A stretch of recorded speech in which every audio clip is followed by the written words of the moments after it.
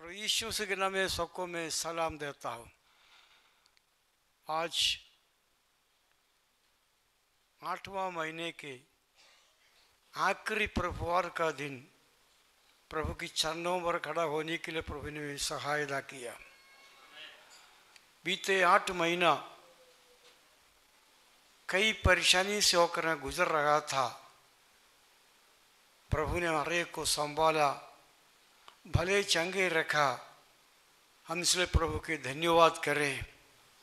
इस अगस्त महीने 3 तारीख की शाम की सभा में कितने लोग आए थे? इधर 3 तारीख का एक शाम की सभा हुआ था। इधर बहुत कम लोगों को बुलाए थे, कम लोग आए थे। उसमें 3 प्रचारक लोग बाहर से आए थे हमारे साथ प्रार्थना करने के लिए।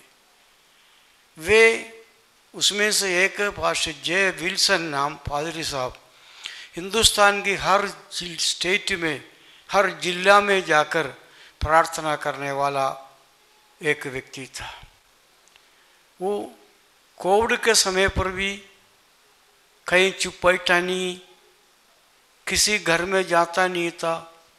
गाड़ी में घूम घूम करके हिंदुस्तान की हर शहरों में, गाँव में जाकर प्रार्थना करने वाली एक प्रार्थना योद्धा था। प्रार्थना के लिए अपन जीवन पूरा सौंप कर रखा हुआ था। केवल हर जिले में जाकर प्रार्थना करना, सेवकों से मिलना, वो इनका लक्ष्य था। राजस्थान की 33 जिला, अभी 50 है, लेकिन 33 जिला उसने प्रार्थना करके पूरा किया। जुलाई 31 तारीख से लेकर 22 तारीख तक, 22 नहीं 24 तारीख तक राजस्थान की तमाम जिलाओं में वे लोग प्रार्थना करते रहा। अपनी खुद का गाड़ी चला करके हर जगह में जाकर प्रार्थना में लगे रहते थे। लेकिन वो प्रभु के दास परसों रात को राजस्थान से सेवा पूरा करके जब हरियाणा में गया, हरियाणा में रात को 11 बजे उनका डेथ हो गया है। वो प्रभु के पास चला गया है। 59 साल का ही था उनका। कोई बीमार नहीं था, कोई तकलीफ नहीं था, लेकिन अचानक गाड़ी चलाते जब उसके छाती में दर्द हुआ, गाड़ी खड़ा किया, साथ में जो लोग थे वे उन्हें बड़ापट अस्पताल लेके गया। पहुंचने से पहले उनको देहांत हो गए, प्रभु के पास चला गया। उस प्रभु के दास, उनका जीवन मेरे लिए और आपके लिए एक आदर्श, एक नमूना होना चाहिए। प्रार्थना का जीवन प्रार्थना के माध्यम से ही चला गया। Praise the Lord. कितनी अच्छे एक मौत हुआ है। मैं उसको प्रभु का धन्यवाद करता हूँ। प्रार्थना में चलते रहा। अपने 2 बेटे थे, मिसेस केरल में हैं, एक बेटे नागपुर में सेवा करते हैं, दूसरे केरल में हैं, वो भी प्रभु की सेवा में हैं। ये प्रभु की सेवा के लिए अपने सब कुछ कदम करके रखा था। लव आर्मी क्रूसेड नाम एक संस्था बनाए थे। उनकी एक ही लक्ष्य था, पूरा हिंदुस्तान के अंदर प्रार्थना का एक आंदोलन चालू करना, प्रार्थना का एक शुरुआत करना। वो उसने करते रहा।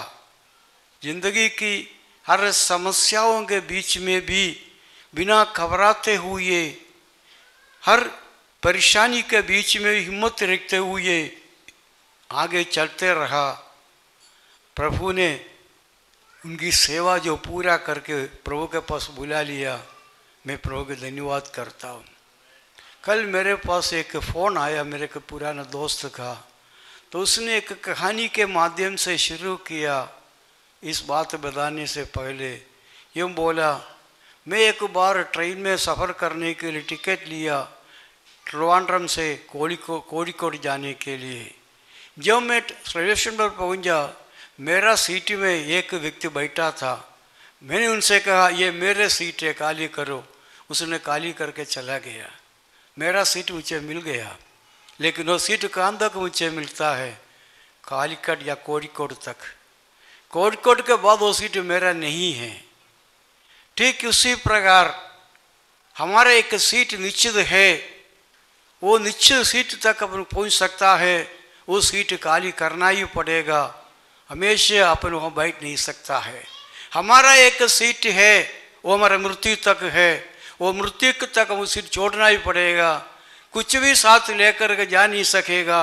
ट्रेन में जो कंबल मिलता है, जो मिलता है वो वहाँ छोड़ करके जाना पड़ेगा। ठीक उसी संसार में हमें जो कुछ मिलता है ये सब कुछ छोड़ करके अपन को जाना ही पड़ेगा। जब बुलावा आएगा, जहाँ सीट बुक किया हुआ है वही जगह तक पहुँचेगा, वहाँ उसको खाली करना ही पड़ेगा। ये मनुष्य जीवन का अंत हो जाता है, उसके आगे जा नहीं पाएगा। मैं और आप एक अंत के समय तक आ चुका है।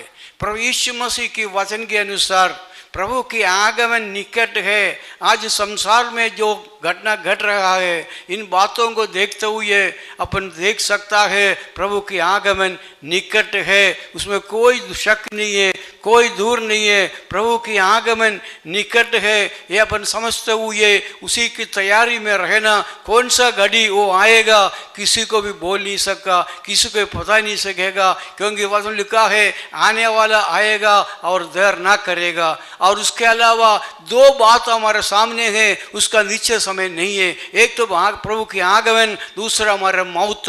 इन दोनों के लिए कोई समय सीमा निश्चित नहीं है। कौन सा घड़ी में क्या होगा ये कोई भी या कोई भी डॉक्टर, कोई भविष्यद्वक्ता, कोई भी इसका बयान नहीं कर सकता है। परमेश्वर का निश्चित समय पर ये सब कुछ होगा, क्योंकि प्रभु यीशु मसीह को भी मालूम नहीं है वो कब संसार में आने वाला है। क्योंकि जब यीशु मसीह चेलों के साथ बैठे थे, चेलों ने पूछा तू कब आकर के राज्य की स्थापना करेगा? तो यीशु ने कहा मुझको भी पता नहीं है, जब मेरे पिता समय पर मुझे कहेगा जाओ तो मैं आऊँगा। उसके अलावा प्रभु यीशु मसीह को मालूम नहीं है कौन सा घड़ी वो वापस आने वाला है, क्योंकि प्रभु का काम पहला अध्याय के अंदर मालूम पड़ जाएगा। पुस्तक को पढ़ कर देखना, अध्याय को पढ़ कर देखना, वहाँ मालूम पड़ेगा वो आने वाला आएगा, देर ना करेगा। लेकिन तुम्हारे पास एक उद्देश्य है, तुम्हें ऊपर से सामर्थ्य पाएगा तब यरूशलेम में रहना। जब सामर्थ्य पाएगा तब तू यरूशलेम में, यहूदिया में, शमरिया में, दुनिया की चौर तक मेरे गवाह होंगे। हमें गवाह होने के लिए खड़ा किया हुआ है। जो सच्चाई प्रभु ने सिखाया है उस सच्चाई को दुनिया में बोलने के लिए, हमारे पड़ोसी को, हमारे देशवासियों को प्रभु के पास लाने के लिए प्रभु ने हमें बोल करके रखा है। प्रभु की गवाह होने के लिए खड़ा है, प्रभु के वचन देने के लिए खड़ा है। मैं और आप उसी के लिए उन्हें खड़ा किया हुआ है। केवल आराधना में आकर गीत गा कर के कुछ वचन सुन कर के जाने के लिए नहीं, अच्छे गवाही देकर लोगों के बीच में प्रभु के नाम ऊंचा कराने के लिए प्रभु ने खड़ा किया हुआ है। क्योंकि कौन सा घड़ी वो आएगा किसी को पता नहीं पड़ेगा। आते समय पर जब तुरही फूंकेगा, तुरही फूंकेगा, वो कौन सा घड़ी फूंकेगा ये किसी को मालूम नहीं है। हर कोई भी घड़ी भी वो तुरही फूंक सकता है। हमेशा तैयार रहना, जो तैयार रहेगा वो ही वो तुरही की आवाज़ को सुन सकता है। 24 घंटे तैयार रहना पड़ेगा प्रभु के आगमन के लिए। कौन सा घड़ी आएगा? क्या चर्च में संडे का समय आएगा तो बहुत खुशी की बात है, बाकी घर में हो या काम करते समय पर हो, प्रभु को तुरही फूंकेगा तो कितने वो सुन सकता है। 24 घंटा तैयार रहना है। पास्टर विल्सन ने तैयार रखा था, उसका समय आ गया है। ठीक उसी पर पिछले हफ्ते कई प्रभु के दास लोग प्रभु के पास चला गया है। मेरा कई मित्र प्रभु के पास चला गया है। मैं प्रभु को धन्यवाद करता हूँ जिनका सेवा पूरा हो गया है, प्रभु ने उनके पास बुला लिया है। जब हमारा सेवा पूरा होगा प्रभु हम उनके पास बुलाएगा। हमको तैयार रहना पड़ेगा, चाहे मृत्यु के द्वारा हो या प्रभु के आगमन में हो। दोनों कौन सा घट भी होगा कोई बोल नहीं सकता, इसलिए हमको तैयार रहना पड़ेगा। तैयार रहना पड़ेगा। कौन तैयार है? आज प्रभु के आएगा तो कौन चले जाएगा? कौन के पास चले जाएगा? दुनिया के पीछे भागने को छोड़ दो, प्रभु के चलने के लिए तैयार रहो। दुनिया खत्म हो जाएगा, हम खत्म नहीं होगा, हम स्थिर रहेगा। कितने लोगों को मालूम है हिंदुस्तान चंद्रमा में पहुंचा है? सबको मालूम है ना? आज के अखबार पढ़ने वाले, न्यूज़ देखने वालों को मालूम है हिंदुस्तान दुनिया के 14 राज्य बन गया है जो चंद्रमा में पहुंचने वाला। दुनिया के कौन सा देश है? 14 देश है। अमेरिका, रशिया, चाइना, उसके बाद हिंदुस्तान का राज्य है, अपन पहुंच गया चंद्रमा में। अभी हिंदुस्तान जाने के लिए कोशिश करे सूर्य में, सूरज को जाने के लिए तैयारी कर रही। 8 तारीख को निकलने वाला है सूरज की ओर, हिंदुस्तान को ग्रह भेजने वाला है। दुनिया में मशहूर होने जा रहा है हिंदुस्तान। प्रेज़ द लॉर्ड, इसमें कोई शक नहीं है। लेकिन चाहे चंद्रमा में जाओ, सूरज में जाओ, जब तक प्रभु पर विश्वास नहीं करेगा तब तक कोई फायदा नहीं होगा। हम चंद्रमा के ऊपर चल जाने वाला है। हमारे लिए एक जगह प्रभु ने तैयार करके रखा है, हमको वहाँ जाना है। प्रेज़ द लॉर्ड, उस जगह जाने के लिए हम कितने लोग तैयार रहता है? प्रेज़ द लॉर्ड, प्रभु के राज्य में जाना है। प्रभु ने कहा मैं तुम्हारे लिए एक जगह तैयार करने के लिए जा रहा हूँ। जब जगह तैयार हो जाएगा मैं वापस आकर तुम्हें अपने पास ले जाऊंगा। तैयार है जाने के लिए? है तैयार है जाने के लिए? इस दुनिया में मैं हमेशा ये विश्वास करता हूँ, प्रभु तू जल्दी आ जा, तू जल्दी आ जा, ताकि संसार के क्लेशों से, संसार की परेशानी से, संसार की दुश्मनी से, संसार की लड़ाई से शांत वातावरण में जाकर रह सकता है। Praise the Lord. आज हम सब क्यों इतना दौड़ भाग करता है? क्यों करता है? कुछ प्राप्त करने के लिए, संसार में कुछ प्राप्त करने के लिए। Praise the Lord.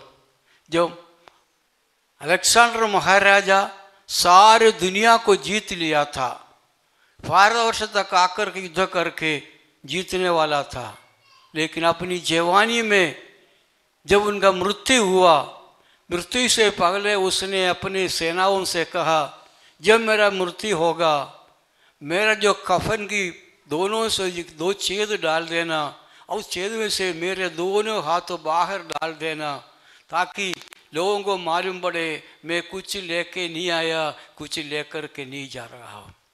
संसार को मैंने जीत लिया है, हरा दिया है सबको, लेकिन मैं भी खाली हाथ जा रहा हूँ। Praise the Lord.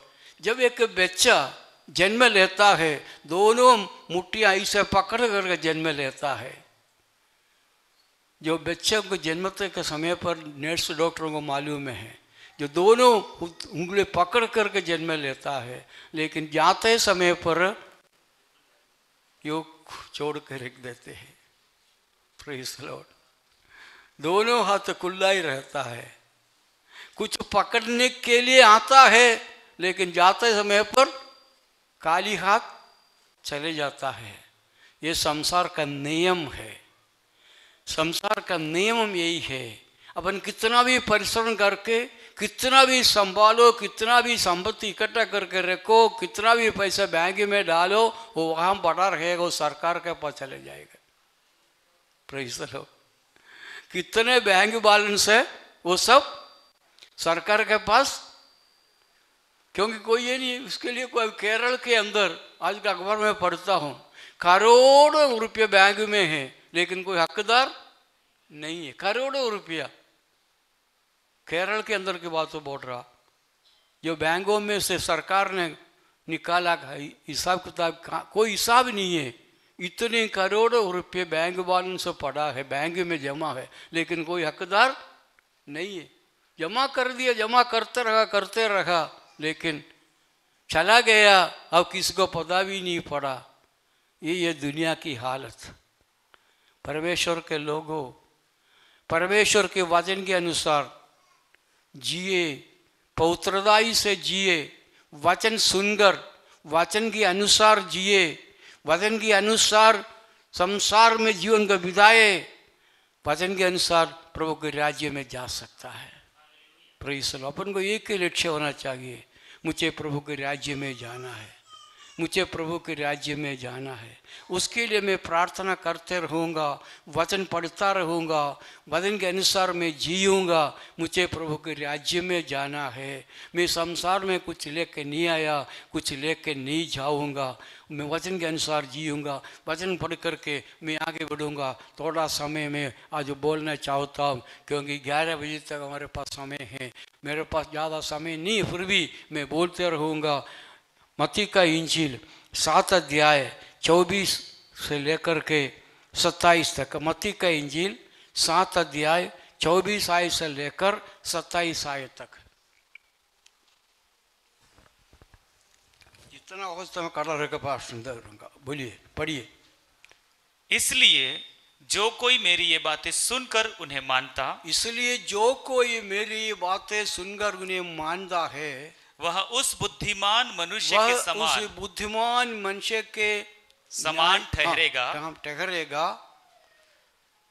पढ़िए। जिसने अपना घर चट्टान पर जिसने बनाया अपना घर चट्टान पर बनाया और मेघ बरसा और मेघ बरसा और बाढ़ें आई और बाढ़ें आई और आंधियां चली और आंधियां चली और उस घर से टकराई, उस घर पर टकराई, फिर भी वह नहीं गिरा, फिर भी वही नहीं गिरा, क्योंकि उसकी नींव चट्टान पर डाली गई थी। उसकी नींव चट्टान पर डाली गई थी। परंतु जो कोई मेरी ये बातें सुनता है और उन पर नहीं चलता, वह उस निर्बुद्धि मनुष्य के समान, उस निर्बुद्धि मनुष्य के नाई ठहरेगा, जिसने अपना घर बालू पर बनाया और मेघ बरसा और बाढ़ें आई और आंधियां चली और उस घर से टकराई, उस घर पर टकराए, वह गिरकर सत्यानाश हो गया है। पर आजकल अखबार पढ़ने वालों को मालूम है, हिमाचल प्रदेश और उत्तराखंड में भयंकर बारिश, भूस्खलन, मेघ वर्षा हो रहा है। कितने बड़े बड़े मकान गिर कर के नाश हो चुका है, कितने घर लोग अनाथ हो चुका है, कितने उसमें मर गया है। मकान बहुत बड़े मंजिल बनाया हुआ था, बड़ी स्वप्न मकान बनाया हुआ था, लेकिन एक ही बाढ़ में, एक ही बारिश में वो सारे मकान गिर गया है, सत्यानाश हो गया है। उसमें रहने वाला भी चला गया है।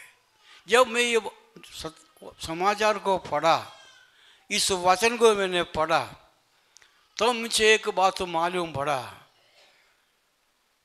आंधी तूफान दोनों में आ जाता है।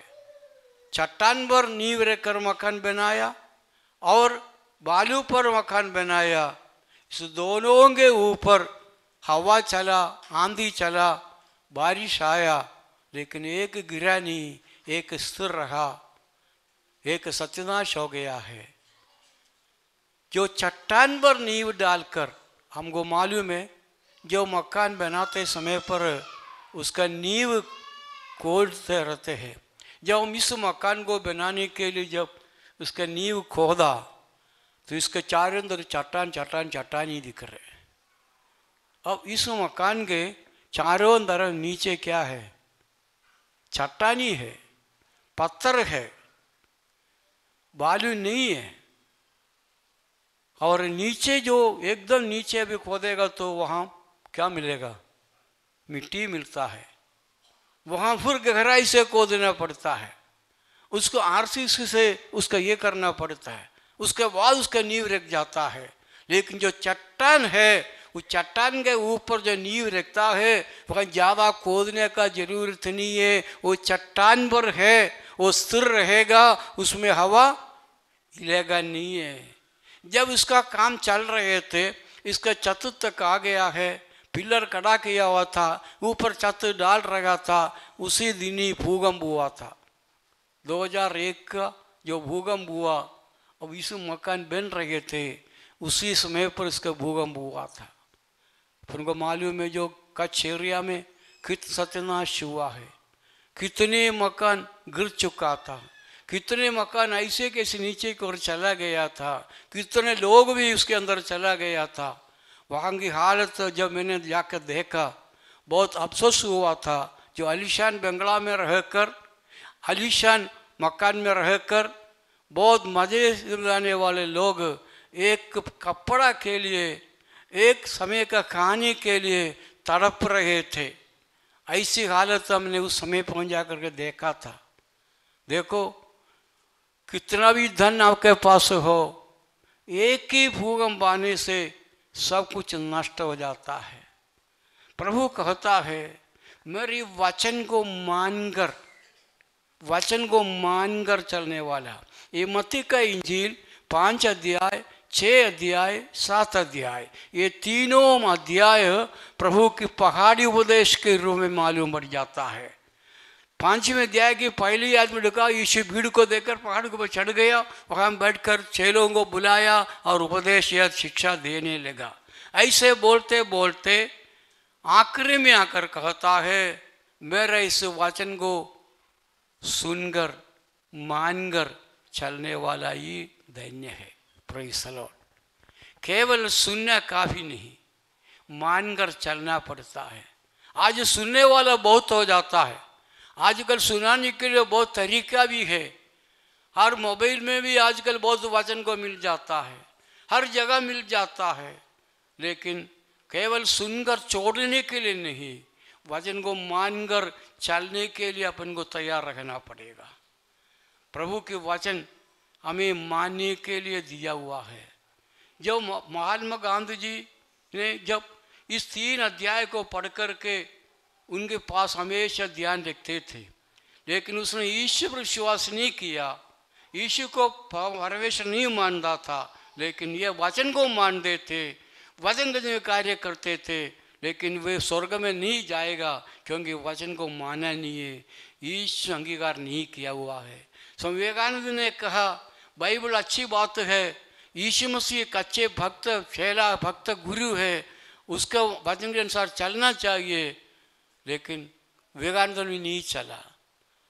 वचन को सुनते हैं, पढ़ते हैं, लेकिन मानने के लिए तैयार नहीं होता है। आज भी भारत के अंदर वचन को पढ़ने वाले, सुनने वाले बहुत मिल जाता है, लेकिन मानने वाले बहुत कम हो जाता है। सुनने वालों की कमी नहीं, पढ़ने वालों की कमी नहीं, लेकिन मानने वालों की कमी है। हम इसमें से कौन सी झुंड में है अपन को सोचना है। मैं सुनता हूँ, मैं पढ़ता हूँ, क्या मैं मानता है? वचन को मानने वाला ही धन्य है। प्रकाश वाक्य पहले अध्याय 3री आयत में क्या लिखा है? प्रकाश वाक्य पहले अध्याय 3री आयत,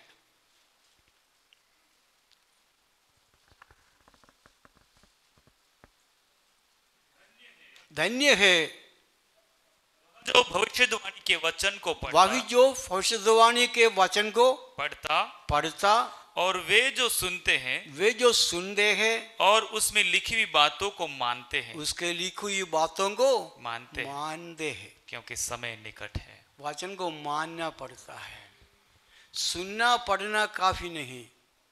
हर लोग सुनते हैं, पढ़ते हैं, लेकिन जितने लोग उसको मानता है, वचन को मानना पड़ता है, मानकर चलना पड़ेगा। परमेश्वर हमसे यही कहता है, वचन को मानना, मानने के लिए दिया हुआ है, सुनने के लिए नहीं। पढ़ना ये दोनों जरूरी है, लेकिन सबसे बढ़कर वचन को मानना। आज हमको सोचे, क्या मैं वचन को मानता है? वचन के अनुसार मैं चलता है? वचन के अनुसार मैं जीने के लिए कोशिश करता है? हर एक जन को सोचना पड़ता है। धन्य वह इस वचन को मानने वाले। हम जरा सोचिए, मैं इस वचन को मानता है? वचन लिखा है, उद्धारकर्ता यीशु को दिल में स्वीकार करो, यीशु को स्वीकार करने बपतिस्मा लो और पवित्र आत्मा का दान को प्राप्त करो। ये तीनों जरूरी है।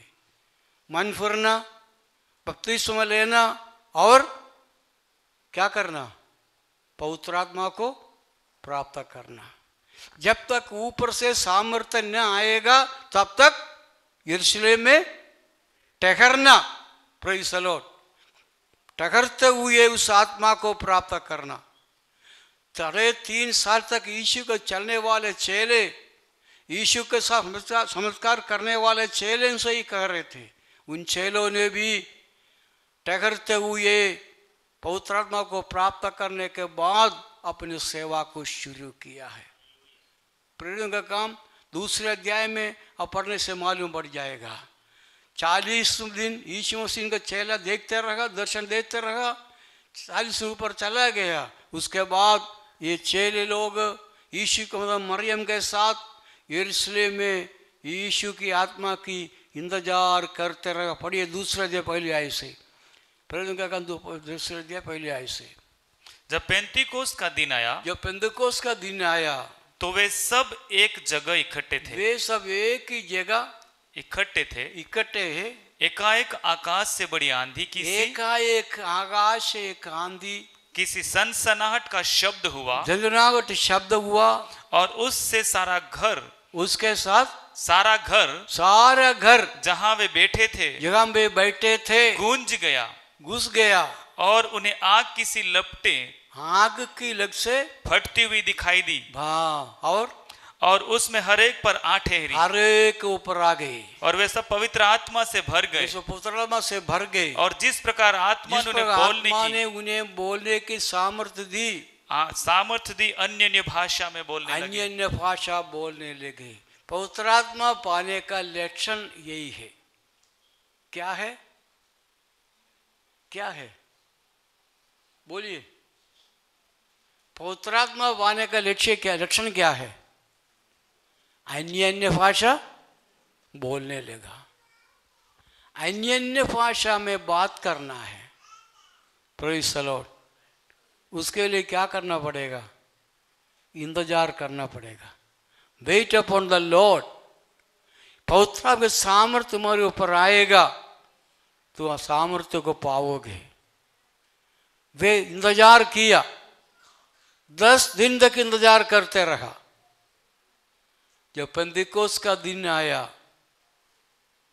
वे सब उस आत्मा से परिपूर्ण हुआ, अन्य भाषा में बातें करने लगा।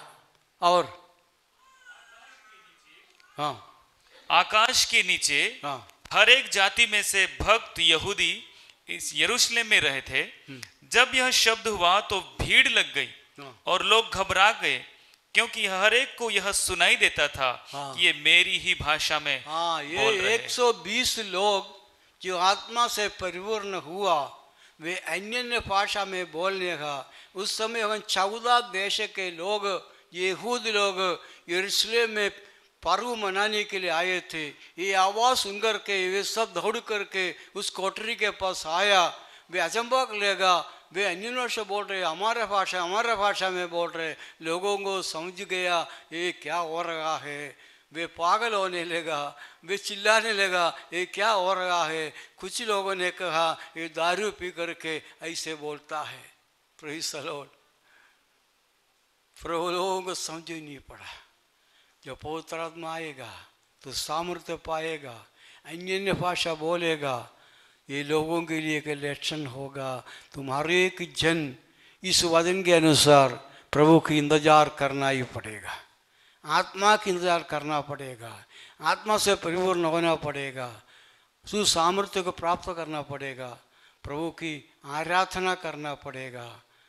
इंतजार करो, जब तक आत्मा नहीं आएगा इंतजार करना ही पड़ेगा। Praise the Lord. मैं जब डूंगरपुर आया, एक भाई जो बपतिस्मा लिया, बपतिस्मा लेकर के आके बोला जब तक आत्मा नहीं आएगा तब तो मैं पानी भी नहीं पीऊँगा। मैं घबरा गया क्योंकि वो ऐसा निर्णय लिया जब तक पवित्र में नहीं आएगा, अन्य भाषा में नहीं बोलेगा, तब तक मैं पानी भी नहीं पीऊँगा। हम घबरा गए थे। फिर हमने हिम्मत नहीं आ रहा, हम भी बैठ गए उनके साथ। सोनिया चौक में पुराना कांग्रेस कमेटी के नीचे इस मकान में एलिजाबेथ रहते थे। उसी मकान कमरे के अंदर हम 4-5 लोग बैठ के प्रार्थना शुरू कर दिया। अपना पियानी चरियाचंद ब्रदर पिछले में आए थे, Chariyachand brother, Mariam sister, Elizabeth, Steven भाई नहीं था, सिस्टर मम्मी और हम 2 जन और उस भाई दूसरा 1-2 भाई, ये सब प्रार्थना शुरू कर दिया है। एक ही लगन के साथ पवित्र आत्मा उतरना चाहिए, आत्मा उतरना चाहिए। हमने प्रार्थना किया। तीसरा दिन ऐसे आत्मा उतर आया, उस मोहल्ले के सारे दौड़ करके आ गए। वहाँ क्या हो रहा है इधर? जैनियों की मकान था, लेकिन लोगों ने अचंबा किया, ये कुछ और रहा है इधर, ये यहाँ कुछ और रहा है। सब वो इकट्ठा हो गए थे। पवित्र आत्मा उस उतर आया, उस आदमी हाथ में परिवर्तन हो गया। आज भी वो डूंगरपुर में जिंदा रहता है, आज गवाही देता है। Praise the Lord. वहाँ उस गवाहों में एक है संजय साइकिल वाले के संजय भाई, वो भी दौड़ करके आए थे। ये क्या हो रहा है? उसने भी नीचे दंडोत करके बोला, ये वास्तव में परमेश्वर का काम इधर हो रहा है। Praise the Lord.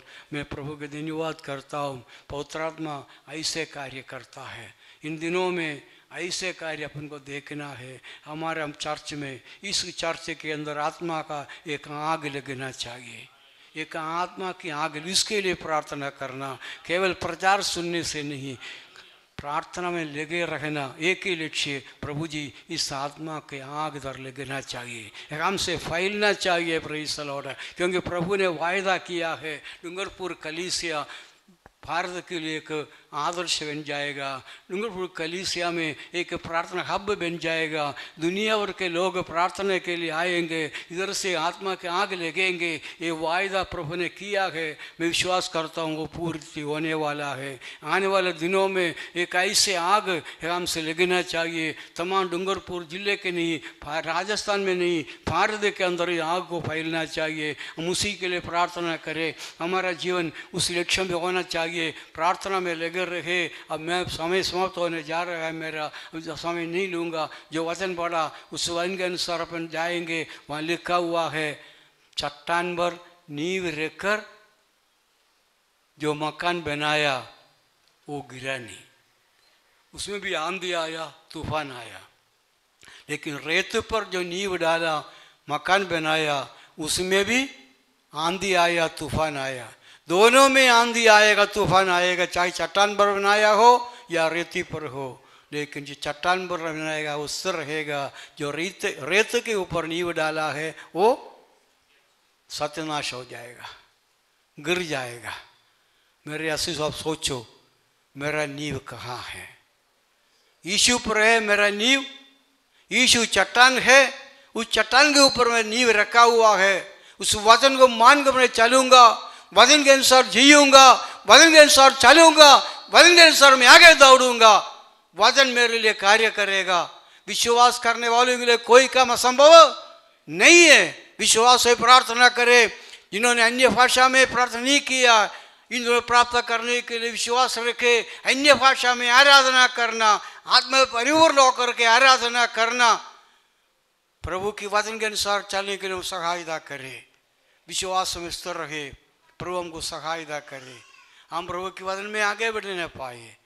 इस दिनों में, आने वाले दिनों में इस निश्चय के साथ रहे, प्रभु मुझे पवित्र आत्मा चाहिए, मुझे पवित्र आत्मा चाहिए, मुझे सामर्थ्य चाहिए, मुझे शक्ति को प्राप्त करना है, मुझे परिपूर्ण कर। इस प्रार्थना में लगे रहे। प्रभु हमें सहायता करेगा। हमें चंगाई देने वाला प्रभु, सामर्थ्य देने वाला प्रभु, पवित्र आत्मा परिपूर्ण करने पाए। हम इस वचन के लिए प्रभु को धन्यवाद करें। Hallelujah, praise the Lord, praise the Lord, hallelujah. धन्यवाद, धन्यवाद, धन्यवाद, धन्यवाद। Praise the Lord, hallelujah, hallelujah, hallelujah. Praise the Lord. धन्यवाद प्रभु जी। हम धन्यवाद करते, धन्यवाद करते, धन्यवाद करते। हम मिलकर धन्यवाद करें, ऊंचे स्वर से प्रभु की स्तुति करें। इस वचन के लिए हम धन्यवाद करें। प्रभु की आत्मा में परिपूर्ण होने के लिए हम प्रार्थना करें। प्रभु तेरे आत्मा परिपूर्ण कर। उस आत्मा को इच्छा जो रखता है वे दिल से प्रार्थना करें, ऊंचे स्वर से प्रार्थना करें। प्रभु प्रभु तेरी आत्मा से मुझे परिपूर्ण कर, मुझे परिपूर्ण कर। तेरी आत्मा से मैं प्राप्त करना चाहता हूँ, अन्य भाषा से आराधना करना चाहता हूँ। मेरा पड़ोसियों के सामने, मेरे मोहल्ले के में गवाह बनना चाहता हूँ। मेरे हर मोहल्ले प्रभु को पहुँचाने पाए, हमारे जीवन के ऐसे पहुँचाने पाए। हम ऐसे प्रभु से प्रार्थना करें, इन दिनों में हम सोचने से कार्य करने पाए। Praise the Lord, hallelujah, hallelujah. धन्यवाद, धन्यवाद, धन्यवाद, धन्यवाद। Praise the Lord, hallelujah, hallelujah, hallelujah, hallelujah. Praise the Lord. प्रभु जी तेरा धन्यवाद, तेरा धन्यवाद, तेरा धन्यवाद। हालेलुया। अनुग्रह दयालु पिता परमेश्वर, हम तेरा धन्यवाद करते हैं आज का ये सुंदर समय के लिए। आज प्रभुवार का दिन तेरी आराधना करने के लिए आत्मा में आराधना सहायता के धन्यवाद। अच्छे गीत गाने में मदद किया, तुम आशीर्वाद धन्यवाद करते प्रभु जी। अच्छी आराधना दिया, धन्यवाद करते। हर एक इकट्ठे लोग धन्यवाद करते। भजन का महान एक चलने के सबको सहायता करे। प्रभु के हाथों में हर एक को सौंदा प्रभु। जितने आए हुए हैं एक एक को आशीष दे, एक निश्चय के साथ जाने के लिए सहायता करे। आत्मा को प्राप्त करने की इच्छा रखने पाए, अन्य भाषा बोली इच्छा रखने पाए। हर एक को परिपूर्ण कर, हर एक को सहायता करे। परमेश्वर की आत्मा बहुत ऐसे कार्य करने पाए। प्रभु तेरे हाथ में हम नारे को सौंदा है, पुत्र देखने के लिए सहायता करें। हम सुमिन स्वामी ने जो चट्टान पर नींव डालकर मकान बनाया, उसी प्रकार वचन मानकर चलने होने पाए। केवल वचन सुनने वाला नहीं, मानकर चलने के लिए हम सबको सहायता करें। एक एक वापस यात्रा में साथ दे। हर बीमार को चंगा यीशु के नाम से चंगाई के घोषणा करते प्रभु जी। भजन को भी चंगाई कर, हर एक के साथ तरफ प्रभु जी जो नहीं आ सका उनको भी धन्यवाद करते। बच्चे पढ़ने के लिए, नौकरी के लिए बाहर है, उन सबों को सहायता करे। हर एक के सहने पाए प्रभु जी। तेरे दास संतोष को याद करते, उनके सौर में मिनिस्ट्री में साथ देने पाए, वापस साथ देने पाए। हमारे हर बच्चों को आशीष दे प्रभु जी। तेरी महिमा प्रकट करने पाए, पूरब जीने के लिए सहायता करे। गाँवों में के लिए समय आराधना में काम करने पाए। प्रार्थना सुन लिया, धन्यवाद। यीशु के नाम से मांगता हूँ, सुनो और कबूल करे। आमीन।